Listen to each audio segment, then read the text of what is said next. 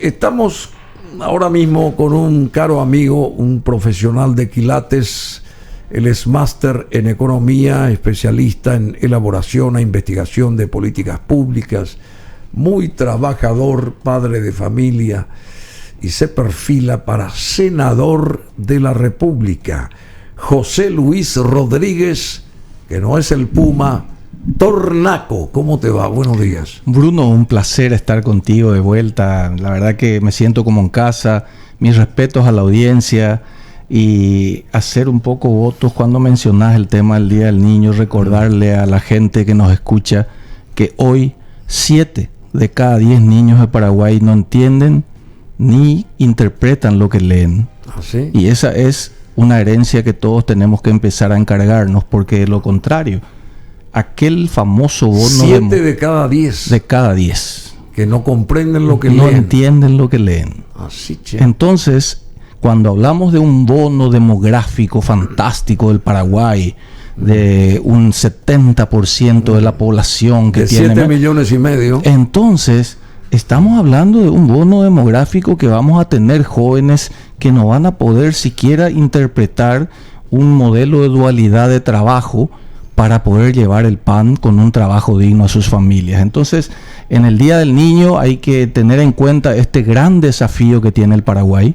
y que forma parte del conjunto de reformas que necesita el país y que lo haremos, iremos hablando en el transcurso del programa. ¿Te animás vos a ser partícipe de aquellas reformas que pueden llegar a cristalizarse alguna vez? Porque es en serio, necesitamos reformar este país. Y de la A a la Z necesitamos cambiarlo. Fijémonos en una realidad, Bruno. Hay algo, pueden haber roles que discutimos, pero hay roles que nadie discute que son roles del Estado. A ver, la salud, la educación y la seguridad. Hay gente que te dice también la infraestructura. Yo tengo mi visión, creo que la infraestructura, el sector privado puede hacerse cargo en gran medida. Pero yendo a estos 3 roles que nadie discute, que son roles fundamentales del Estado, si analizamos, Bruno, en Paraguay esos 3 roles están privatizados hace años. ¿Por qué? Porque si Bruno quiere una buena educación, se fue al GET, no se fue a la escuela Nuestra Señora de la Asunción. Si Bruno quiere salud, no se va al IPS, para un buen seguro privado, o un seguro del sirio libanés, o un seguro americano. Y si quiere seguridad, contrata guardia privado, salí acá y mirá, hay guardia en todas las casas. Entonces, los 3 roles del Estado fundamentales se han privatizado en Paraguay. ¿Por qué? Porque el Estado en sus funciones es un Estado fallido. Es un Estado fallido. Y entonces, si no entendemos que esa es la prioridad, y cuando empezamos a discutir estos temas, se levanta la mano de algún fantástico y te dice, porque la reforma pues tiene una particularidad, Bruno. Todos quieren la reforma, pero que empiece por otro lado, que no me toque a mí. Entonces, claro, te voy a dar un ejemplo. Eso es cierto. El primer ejemplo. La reforma, pero no me... El primer ejemplo, Bruno. Hace poco, cuando todavía el hoy vicepresidente Hugo Velázquez, renunciante, se encargó... Todavía no renunció. Teóricamente, nadie vio por lo menos, ¿no? Visto en un tuit último hace un día que anunciaba. Pero él era el encargado de impulsar la reforma del Estado en el Congreso.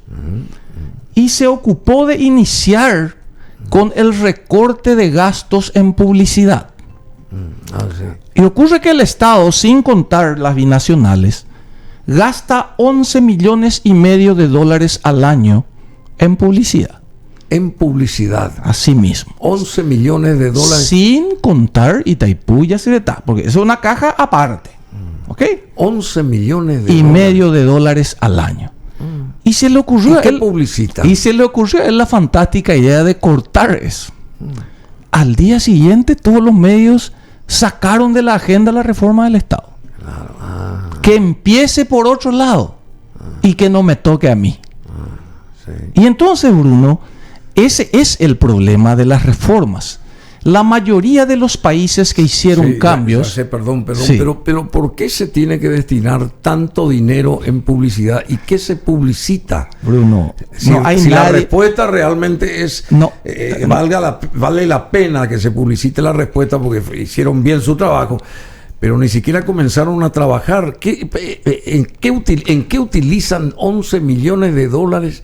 Que vos podés hacer tantas cosas con 11 millones de dólares. Fantástico, Bruno, porque esa es la pregunta. Primera cuestión.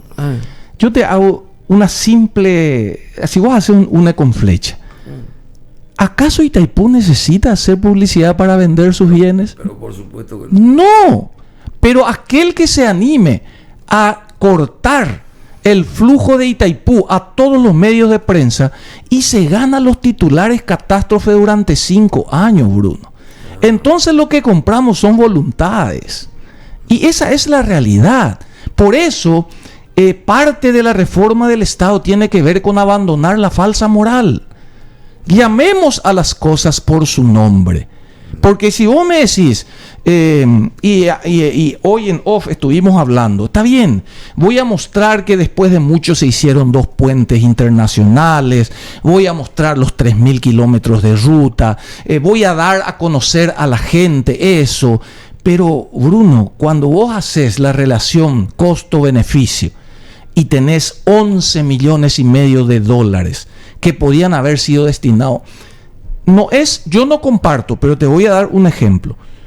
Toda la campaña de ollas populares para 5.000 familias en condición de hambre en Paraguay salió 11.000 millones de guaraníes, 1,5 millones de dólares. Y la publicidad a los medios salió 11,5 millones de dólares. Una tomadura de pelo. Tomadura de pelo. Bueno, José Luis Rodríguez Tornaco sabe mucho de economía y sabe mucho también de esto de las políticas públicas. Estamos a 4 años se cumplieron 4 años del gobierno de Mario Abdo Benítez. ¿Cuál sería la visión tuya desde una columna del medio, digamos? Columna del medio. Enfatizo eso porque no quiero que se mezclen las cosas. Por tu capacidad profesional.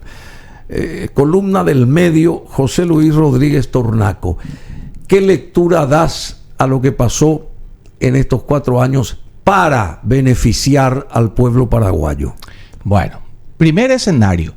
Nadie puede ser tan necio como para negar la existencia de una pandemia mundial. ¿Ok? Esa pandemia en salud, como siempre pasó, porque a diferencia de lo que mucha gente te dice, Bruno, esto nunca pasó en el mundo.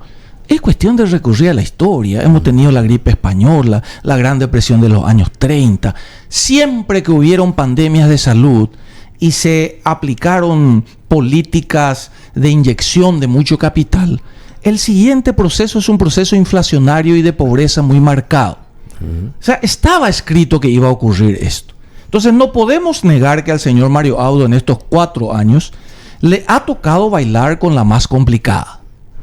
La pandemia, fenómenos meteorológicos.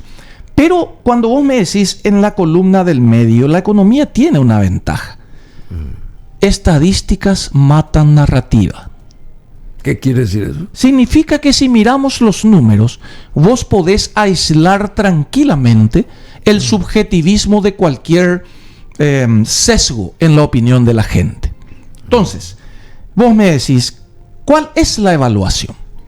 Y en políticas, y en política económica en particular, los resultados se miden no por las intenciones, sino por finalmente los objetivos, si se lograron o no. Claro. ¿Ok?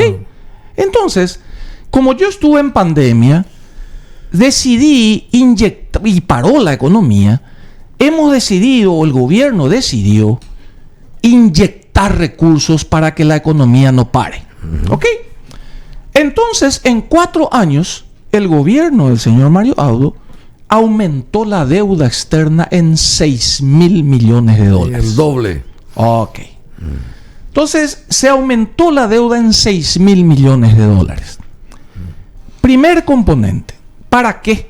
Durante estos 4 años, esos 6,000 millones de dólares se destinaron a planes de reactivación económica. 4 planes de reactivación anunció el gobierno durante este periodo. 4 planes. 4 planes. Y como las políticas se miden por sus resultados, te tengo que contar, Bruno, que 6.000 millones de dólares inyectados en 4 programas de reactivación lograron que el promedio de crecimiento de la economía paraguaya en estos 4 años sea de 0%. 0%. Así che. ¿Cómo se calcula 0%? ¿Por qué? Vos tuviste 2019, la economía cae en 0,6. Perdón, ¿y cómo ya anuncian que el año entrante vamos a tener una cosa de algo así como 8% No, hablan de un crecimiento. ¿Por qué, Bruno? Un 8%, de 0 a 8%. Porque la economía, milagrosamente. La economía son como las cuerdas de la guitarra en los ciclos económicos. Vos que sos músico también sabes. Si estirás la cuerda para abajo, cantás bien, vos. Luego viene el rebote. Si vos soltás la cuerda, ¡pum!, rebota. Claro. Bueno, entonces lo que se prevé es lógico. Si vos tenés el promedio de crecimiento, ¿cómo se calcula el promedio? 2019 cayó en 0,6 la economía, 2020 cayó en 0,8, negativo, obviamente al caer. En el 2021 crece en 4%. En el 2022 vuelve a 0% de crecimiento 0%. Para este año. Por lo tanto, si vos tomás los 4 años y dividís entre 4 la sumatoria, te sale que creció 0 la economía. Entonces, aplicaste 6.000 millones de dólares de deuda con 4 planes para reactivar la economía y la economía se quedó en 0. Entonces, evidentemente, no tenías que llamarle plan de reactivación. Tenías que decir plan de contención de daños. Sí, claro. ¿Ok? Entonces, primer resultado... Pero no van a usar pues esa terminología. ¿Por qué? Porque ahí entra lo que vos me decís. El sesgo político. Yo tengo que tratar de gritar goles, aunque sea con offside. Sí, aunque sea fantasmagóricamente. Entonces, vamos al siguiente capítulo. Como no creció la economía... y yo no le voy a enseñar a Bruno. Bruno, un emprendedor, tiene su empresa. Yo te aseguro que si Bruno mira sus números comparados en los últimos 10 años, va a encontrar cómo le fue. Y va a decir, tienes razón, la economía fue así. Todo, yo le llamo a mi auspiciante, que antes me tiraba la manteca al techo con mi programa, y hoy me dice, no, Bruno, nosotros estamos achicando porque... Y pasa en todos los sectores. En todos los sectores. Bueno, entonces... Como no reactivó la economía, Bruno, lo primero que uno entiende es que debe haber aumentado el desempleo. Porque como no se contrata, no se produce, nadie contrata. Y si nadie contrata, obviamente el desempleo tiene que haber subido. Y en efecto, hoy hay 560.000 paraguayos sin trabajo que tienen problemas para llevar el empleo, el pan digno a su familia. Y si la gente no trabaja, ¿qué te parece que pasó con la pobreza? Aumentó, por supuesto. Obviamente, entonces, después de González Macri, fue el último gobierno que aumentó la pobreza. Vino Nicanor, redujo la pobreza. Vino Lugo, redujo la pobreza. Vino Horacio, redujo la pobreza. En mayores niveles o en menores. Este es el primer gobierno en 20 años que tiene de vuelta suba en la pobreza.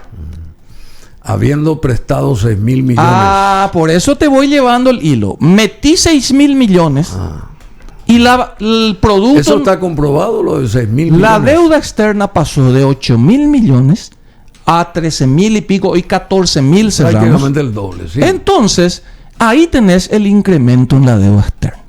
Bueno, y todo lo que te digo, volviendo a tu pedido puntual, son cifras oficiales, Banco Central e Instituto Nacional de Estadística. ¿Ok? Entonces son cifras publicadas por el gobierno. Claro. Sube la pobreza y aparece por primera vez un indicador que en Paraguay no había, Bruno, y que preocupa todavía más. ¿Cuál es ese indicador? ¿Cuál es? Seguridad alimentaria. Y te pido que googleen y busquen en el Instituto Nacional de Estadística.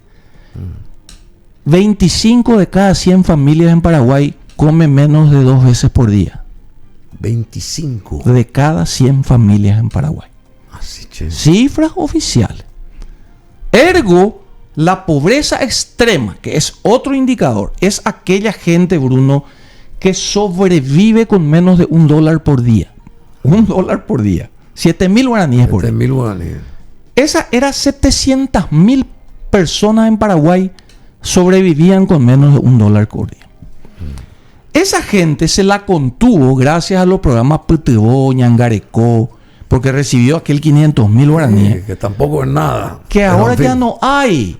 Y como ahora ya no hay, para el 2022, para final de este año, esos 700.000 se va a ir a 1.100.000, Bruno.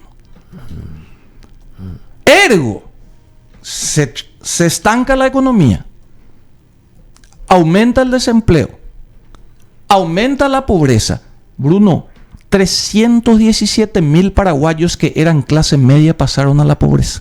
Así es, más de 300.000 Cifras personas. del Instituto Nacional de Estadística. Más de 300.000 personas. Bueno, ¿Cómo entonces, eso no reflejan los medios, por ejemplo? porque, y pero Lo reflejan los medios. Bruno, empezamos diciendo que se gasta $11.5 millones de dólares en publicidad. No reflejan los medios. 11 millones. Los datos que está dando. Y es que estamos pagando eso, Bruno. Estamos pagando, vos me dijiste, los 11 millones y medio de dólares año. compran voluntades, hermano.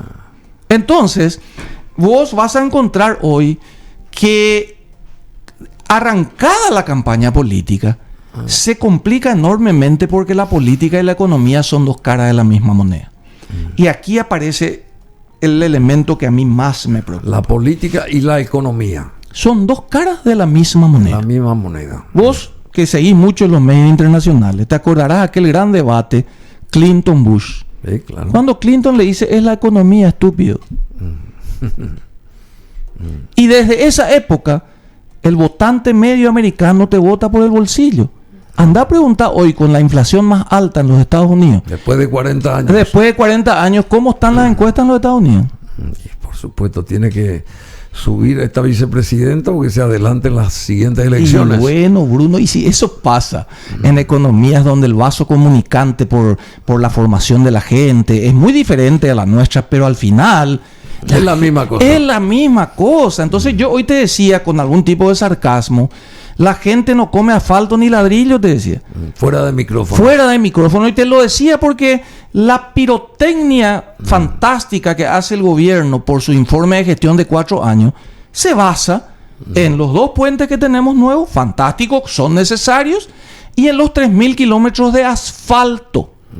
Que si vos preguntás a los 1 millón de paraguayos que viven en el Bañado, ¿cuántas veces usaron el asfalto a Ciudad del Este, la duplicación o la duplicación al Chaco? ¿Qué te van a responder? ¿Y qué pasa con Itaipú? Nuestros intereses en Itaipú. ¿Y qué pasa con un montón de cosas? Salí a la calle acá en Asunción nomás. Ves la degradación y seguimos sosteniendo a 10.000 tipos ahí en la municipalidad, por decirte, ¿verdad? Claro. No forma parte del gobierno central, eso ya se arrastra desde hace mucho tiempo, pero la resultante sigue siendo para abajo, ni siquiera estable, una resultante estable, sino para abajo, y menos para arriba, ¿verdad? ¿Sabes qué es peor de lo que me estás mencionando? Ajá.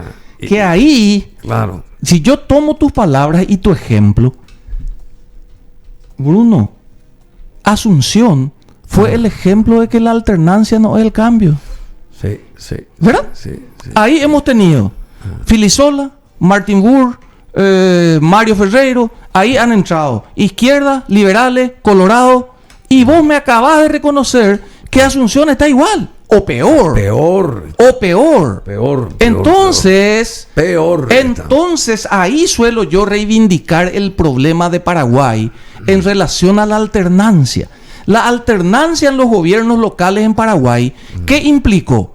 Implicó, vos te acordarás porque somos más o menos congéneres, Contemporos. con tiempo, vos decís, Pero vos sos menor que yo. ¿qué nos tranquilo. decía la gente de la oposición antes, Bruno?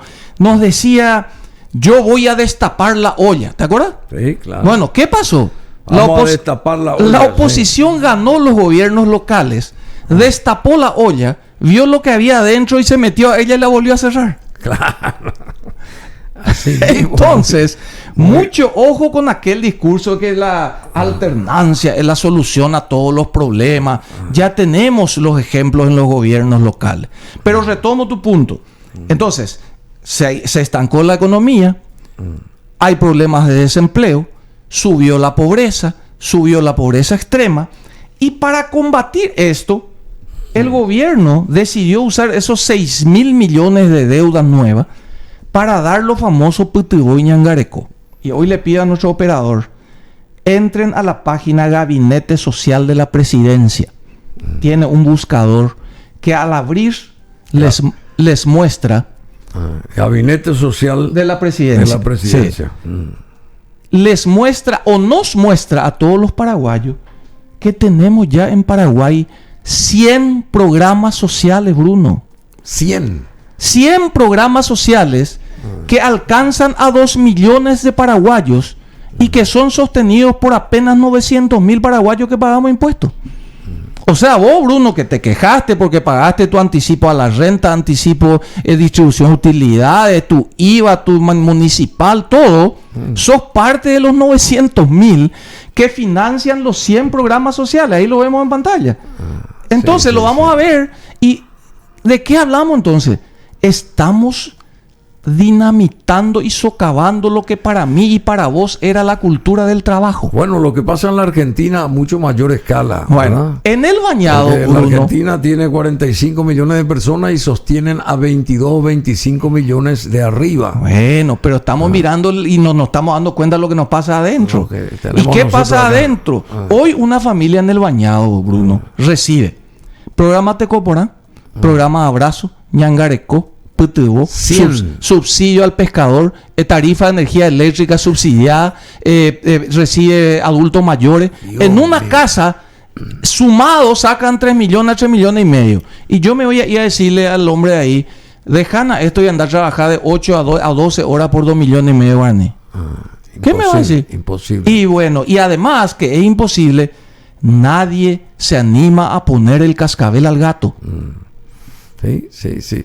Bueno, mira lo que dijo Ronald Reagan alguna vez. La política es la segunda profesión más antigua de la historia. A veces creo que se parece mucho a la primera. Ronald Reagan, que fue un exitoso presidente de Estados Unidos, ni comparar con este actual, ¿verdad? Y nadie le tuvo fe a Reagan en aquel momento porque venía del sector actoral de Hollywood, ¿no? ¿Quién nos va a venir a enseñar este personaje y fue uno de los mejores presidentes que tuvo Estados Unidos? Qué notable. Desarmó a Rusia.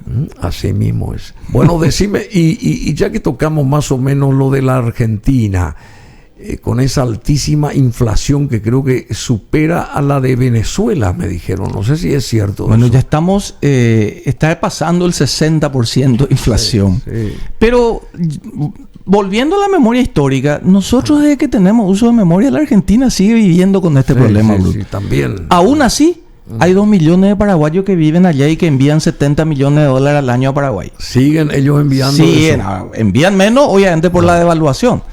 Pero el problema es cómo se hace para implosionar un modelo que hace 40 años estaba entre los 10 países desarrollados del mundo.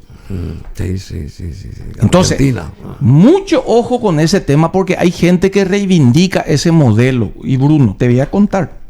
En el 97, en Paraguay, en las elecciones 97-98, no había un solo representante de la izquierda en el Congreso paraguayo. Hoy el Senado paraguayo tiene 7 senadores de la izquierda radical. 7. A 50.000 votos cada senado, significa que fueron votados ya por 350.000 paraguayos que están reivindicando el modelo de la izquierda. Que básicamente, para que la gente entienda que en la izquierda, la derecha, a ver, es relativamente sencillo. Cuando ocurre la Revolución Francesa y se sientan en la mesa del Congreso final y decía arriba, igualdad, fraternidad y libertad. Y se sientan en la mesa, todos los partidos son fraternos. Cuanto más libertades querés vos, te sentás a la derecha de la mesa. Cuanto más igualdad querés, te sentás a la izquierda de la mesa. De ahí sale la izquierda y la derecha. ¿Qué significa la igualdad? La igualdad esbozada por el socialismo del siglo XXI en la región, Bruno, quiere igualarnos, pero hacia abajo. Sí, sí. ¿Ok? Entonces, vos tenés la economía más desigual en el mundo en Mónaco. ¿Verdad? Porque ahí está el que tiene 1.000 millones y están los secos que tienen 100 millones. ¿Verdad? Sí. Hay una desigualdad tremenda, pero todos son ricos. Todos son ricos. Entonces, todos son ricos. y entonces, vos que conociste, que hiciste fantásticos programas paseándote por ahí, desde que yo me acuerdo, eso ha sido así.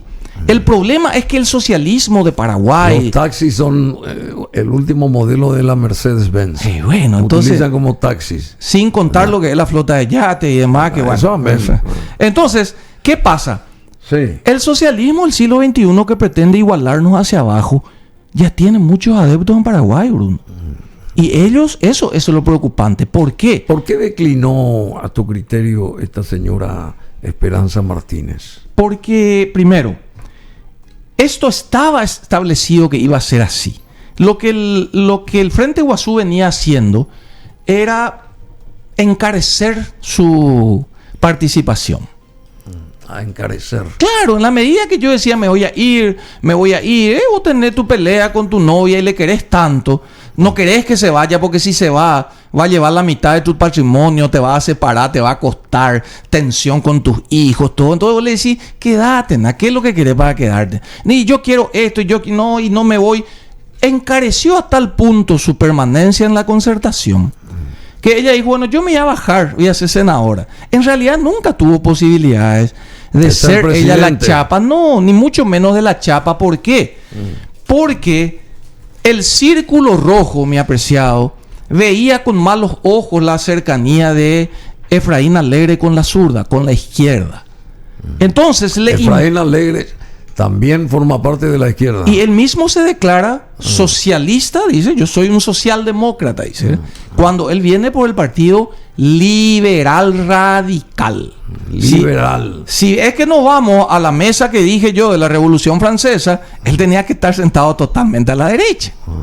Sin embargo, hoy por el discurso de tener los votos, vos te das cuenta, ya se acabó ANR nunca más. Ahora ya no, vamos con los buenos colorados. También pero hasta hace poco era ANR nunca más, según él. Según él. Después ahora ya es, vamos con los buenos colorados. Después de la izquierda, vamos, no, la izquierda, no, te dicen, no, yo soy socialdemócrata. A mí me gusta corregir las desigualdades.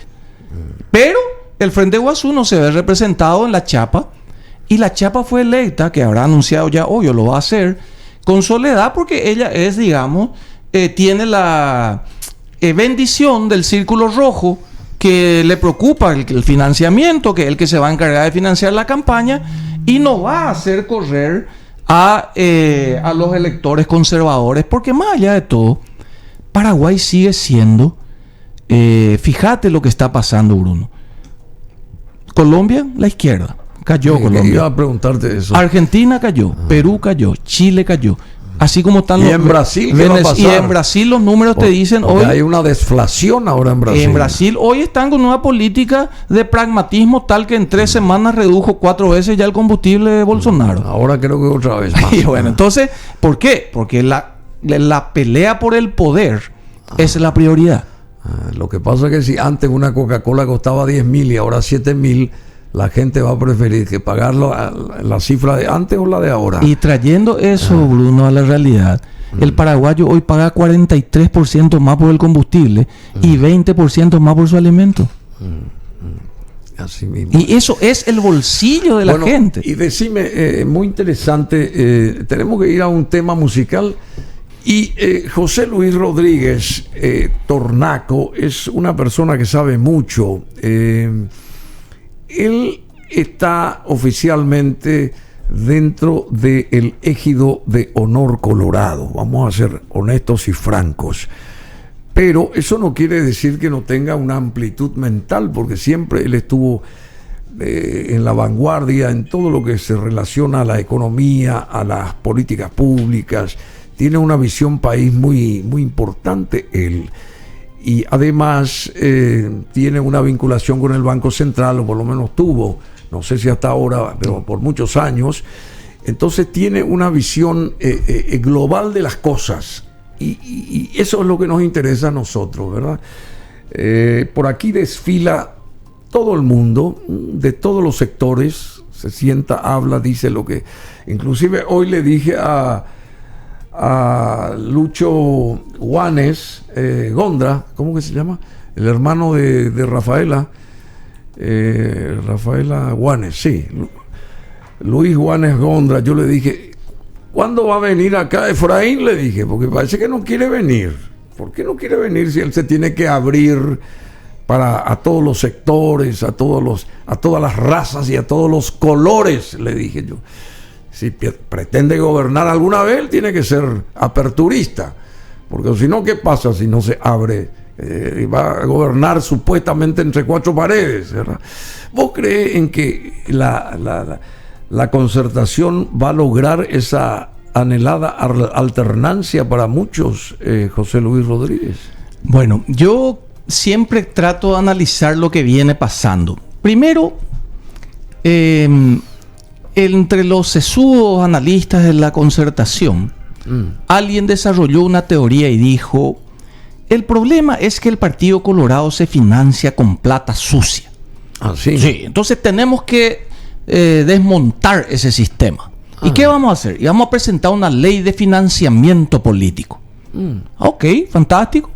Sacaron una ley de financiamiento político. ¿Se logró eso? Se logró. Y hoy vos mirás, entras en la página del Tribunal de Justicia Electoral y vas a encontrar que en todas las últimas elecciones solamente el Partido Colorado dio cumplimiento a esa ley. Ningún otro partido no lo hizo. Y aún así perdieron las elecciones. Entonces, después levanta otro... O sea, las elecciones pasadas, ya las dos anteriores. Por eso cuando Celeste Amarilla dice: yo compré por 200,000 votos mi banca, le saltó todo el mundo a la yugular porque violaba la ley que ya estaba vigente en ese momento, que uno podía gastar más de 400 millones de guaraníes. Bueno, como perdieron con esa ley de financiamiento, aparece otro sesudo y dice: no era la ley de financiamiento. El problema es que estos tipos se estiran todo entre ellos en la lista sábana. Tenemos que hacer las listas preferenciales y desbloqueadas. ¿Ok? Se hicieron las listas preferenciales y desbloqueadas y ya sabes los resultados. Solamente en Asunción, el Partido Colorado, que tenía el 50% de los concejales, pasó al 67%. Solamente acá. Había sido, no era tampoco eso. Después otro dice: no, hay que separarlo a estos tipos. ANR nunca más. Porque en la ANR están todos los corruptos y nosotros somos la Carmelita descalza. Que acá estamos todos los decentes y los buenos y allá están los venales ignorantes. Entonces, hicieron su campaña ANR nunca más. De vuelta de narices contra la pared. La torta a un queso. Finalmente ahora dicen: no, el tema es el padrón. Vamos a votar con padrón nacional. Y ya te adelanto aquí hoy la primicia, Bruno. Cuando terminen las elecciones, van a venir acá todos los representantes de la concertación a explicarte por qué, a pesar de usar el padrón, aún así el Partido Colorado tuvo mayores votos. Y te voy a dar un número hoy. Todas las candidaturas de la concertación sumadas no pasan de 6,000. Todas. El Partido Colorado en su interna tiene 70,000 candidatos hoy. 70,000. Para 35,000 cargos.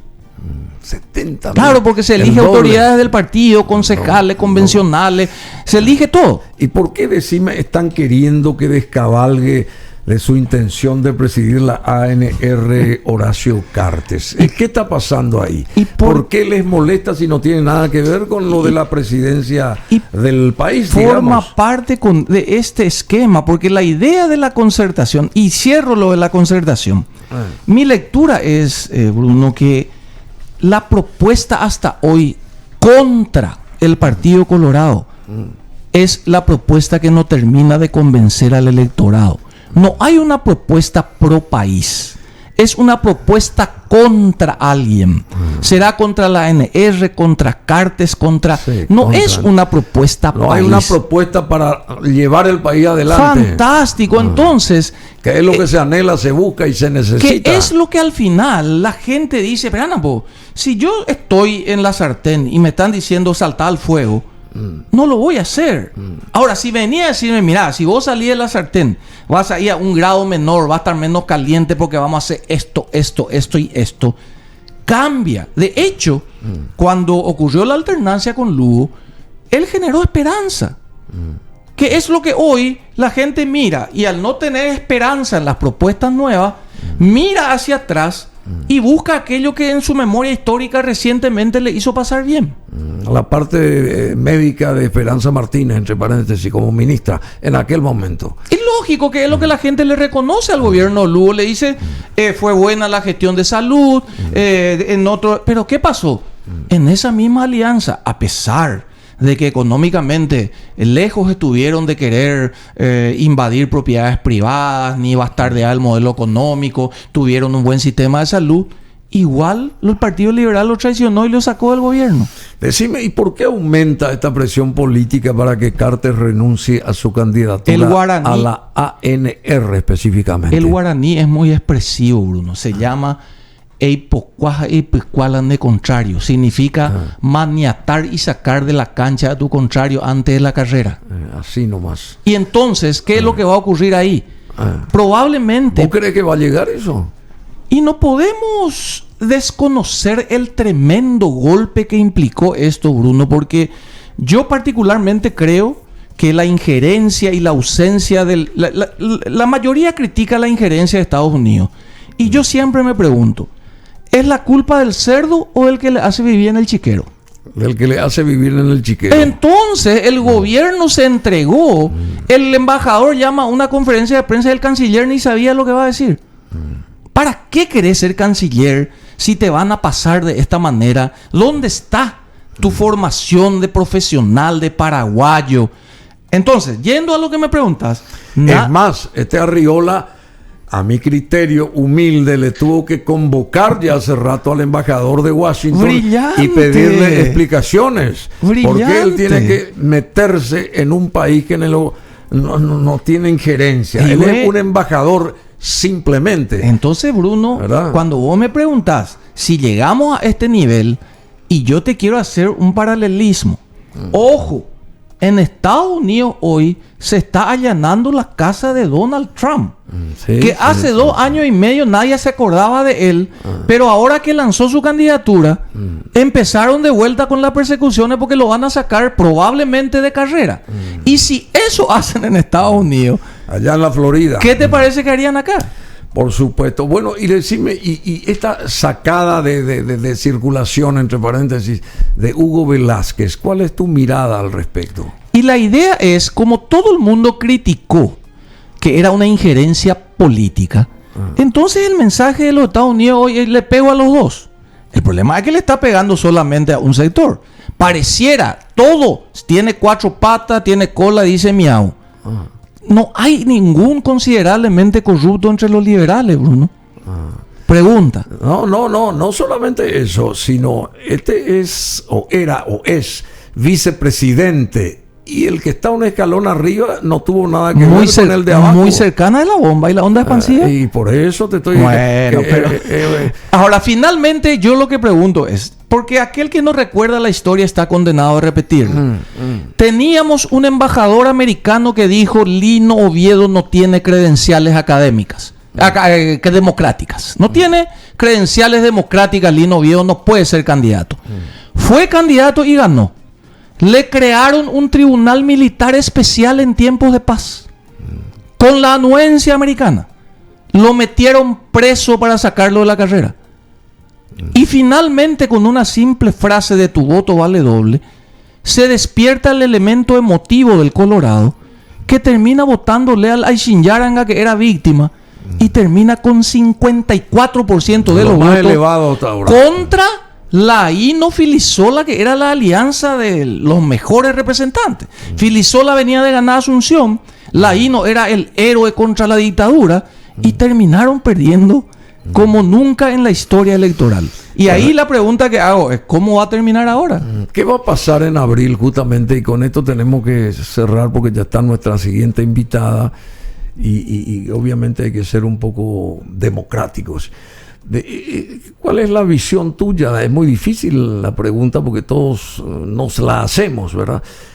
¿Qué va a pasar en abril, así como van las cosas? Porque aparentemente Santiago Peña tiene libre ahora su carrera, está en la gatera, y me parece que es el único que está ahí por el momento, en la esfera colorada. No sé qué va a pasar con este nuevo señor Vince, si va a tener la misma fortaleza que el anterior o va a tener más, según algunos, no sé cómo va a venir la onda. ¿Qué va a pasar en abril, según vos? A mí me preocupa lo que va a pasar al día siguiente cuando gane quien gane.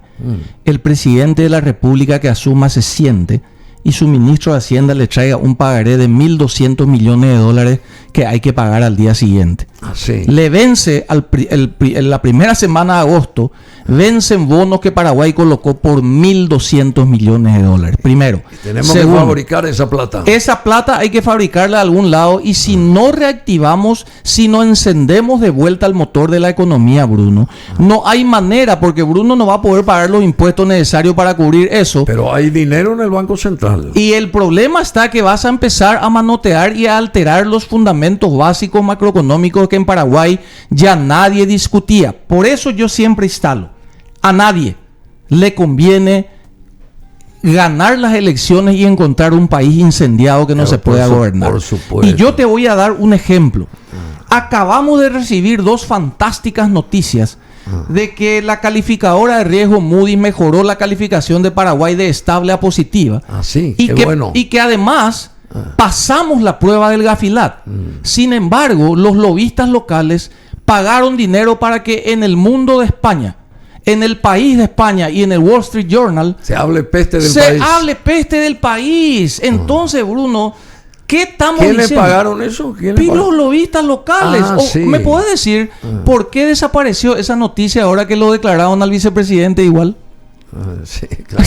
Se fumó eso. Es lógico. Entonces, no hay que subestimar la inteligencia del paraguayo. Por eso yo reitero, sí va a ser muy importante el tema electoral, pero más importante va a ser, no vamos a tener margen de improvisación. La economía viene resentida, tenemos indicadores preocupantes en lo social, y si vamos a improvisar de vuelta, vamos a terminar probablemente provocando una crisis, y las crisis provocadas y no controlables terminan golpeando mucho a la gente. ¿Qué va a pasar y cómo actuaría Santi Peña ante todo esto que estás diciendo vos a partir de agosto? ¿Cómo actuaría él, ya que fue ministro de Hacienda, domina la economía? Santi Peña es un profesional. ¿Cómo actuaría ante una situación así? Lo primero que yo creo que él va a hacer es apagar los incendios. Lo primero que va a hacer es tener que rodearse de gente que entienda esta cuestión. No se puede improvisar. Yo no puedo, como ahora, haber puesto un ministro de Agricultura cuando Paraguay pesa 22% toda la agricultura y poner una persona que todavía debe estudios sociales del sexto grado. ¿Sí? Como era el anterior ministro y actual senador. Entonces, hermano, ¿cuál es la prioridad que yo tengo? Si yo voy a ir a jugar, voy a asumir, y el primer acto de deshonestidad es asumir un cargo para el cual yo no estoy preparado. Si a mí me ofrecen hacer una cirugía del cerebro y yo ¿quién no voy a agarrar? Entonces, yo te aseguro que lo primero que tiene que hacer Santiago Peña es rodearse de un equipo de gente que entienda que la prioridad es la economía. Y si no asume el toro por las astas y no tiene la foto de lo que realmente es, porque ahí está el otro tema, y me despido con esto. Lo primero que necesitamos para empezar, nadie puede cambiar lo que no conoce, Bruno. Sí, claro. Y si yo luego niego, y vos mirás el informe presidencial de 4 años y nos dice que el país es la maravilla, ¿para qué voy a cambiar? Sí, claro. El país es la maravilla. Bueno, José Luis Rodríguez Tornaco, muchísimas gracias. Muy valiosa la aportación tuya, sí, muy sincero sos vos y muy tajante también. O sea, que todo eso hace que nos movamos un poco, y que pensemos y qué sé yo. Porque todo tiene mucho que ver con el cambio que aspiramos a un país mejor, aspiramos que este país se desarrolle, tenemos todas las posibilidades, depende de nosotros y de nuestra inteligencia y de saber mover bien las piezas del tablero del ajedrez. Muy sencilla es la ecuación. Bueno, muchas gracias, José Luis Rodríguez Tornaco. ¿Vos seguís teniendo programas de televisión, de radio? Sí. Tenemos justamente un programa en compañía de dos personas que han elegido Paraguay y que son ejemplos para mí, por eso los acompaño. Mari Llorens y el señor Carsten Pau, que son europeos, que llevan invertido y que dan mano obra en Paraguay tremenda. La señora Mari Llorens está inaugurando un frigorífico de $100 millones en Paraguay que va a exportar cordero al mercado árabe. Sí, sabemos. Paraguay tiene destino de grandeza, Bruno. Y cierro diciéndote... a veces mis amigos me dicen, ¿y por qué te metes? Y porque es sencillo, acá o vos mirás de la gradería y tirás naranja a todo el mundo, o reconoces, en mi caso particular, el Estado paraguayo invirtió desde mi escuela pública, colegio público, universidad pública, el Banco Central me bancó durante 15 años toda mi preparación en todas partes del mundo. Yo tengo la obligación de tratar de devolver desde donde me toque sumar. ¿Y por qué ahora? Y porque ahora con el tema del desbloqueo se acaban las excusas. Uno no puede decir no me meto porque la estructura, claro que pesa, pero finalmente no hay peor guerra que la que no se hace. Fabuloso, José Luis Rodríguez, te deseamos el éxito del mundo.